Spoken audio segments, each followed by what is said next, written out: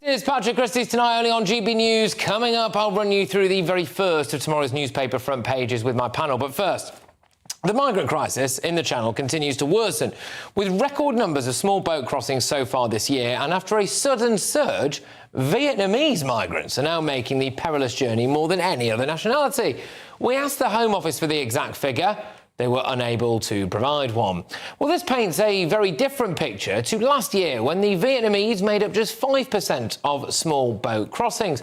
Migrants have been travelling to the UK from Vietnam for years, though, but they apparently now favour small boats over lorries after 39 Vietnamese nationals were sadly and tragically found dead in a refrigerated truck back in 2019.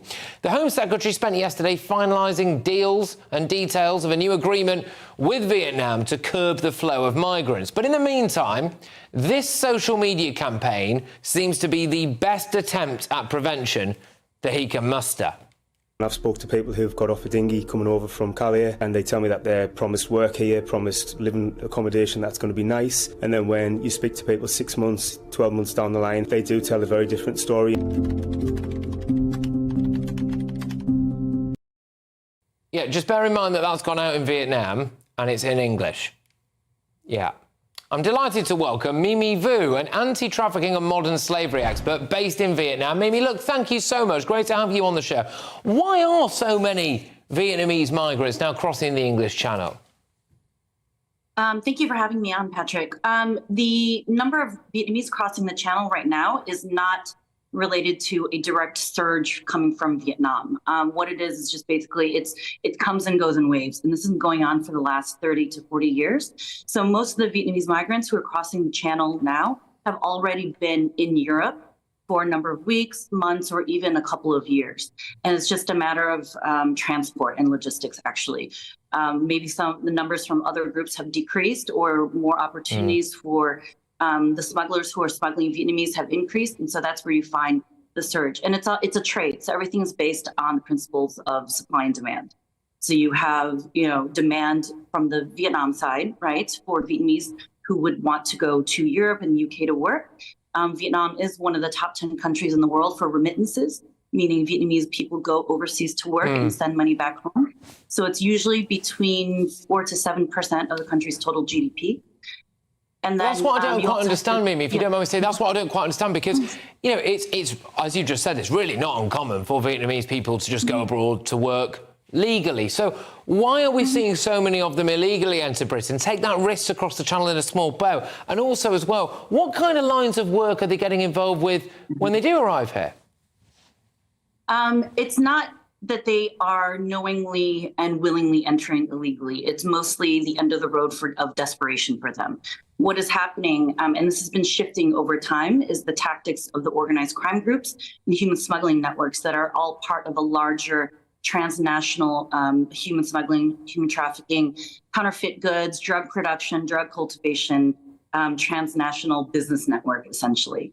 And what it is the Vietnamese are going, and they often will go through Europe first on legal labor visas, because they've been promised work in countries, for example, like Poland or Romania or Slovakia, but they've been charged exorbitant amounts of money from the labor brokers in Vietnam, who are all part of this larger transnational human smuggling, human trafficking network.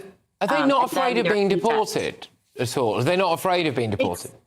It's not about being deported. What they're afraid of is not being able to repay their debt. When you're in Vietnam and the thought of repaying a debt of 50,000 pounds, for example, it's mostly abstract, and you're dealing mainly with labor brokers who've maybe introduced you to some money lenders, black market money lenders. When you're already in Europe and you've then taken the risk to go onto the UK because the work that you've been promised in Poland or in Romania has not materialized, or the salary was lower than you were told, or you've been exploited, and then your human smugglers and the services say that the only way to make more money is to go to the UK, and they are put in further debt.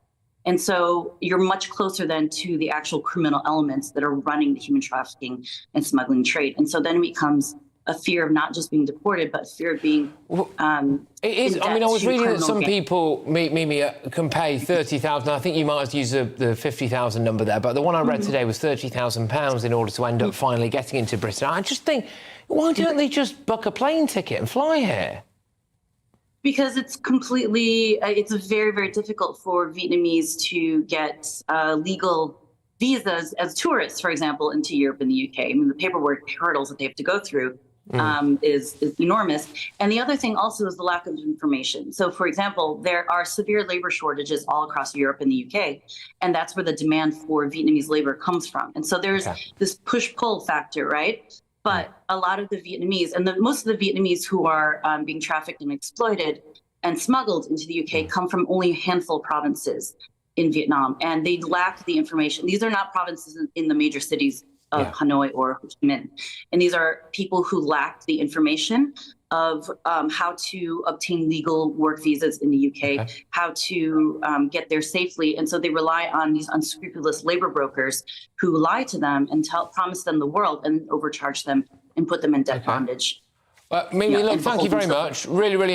Really insightful stuff there. I'm sorry we're a bit pressed for time, but I do hope to talk to you again very soon. That's Mimi Vu there. Thank you very, very much. Coming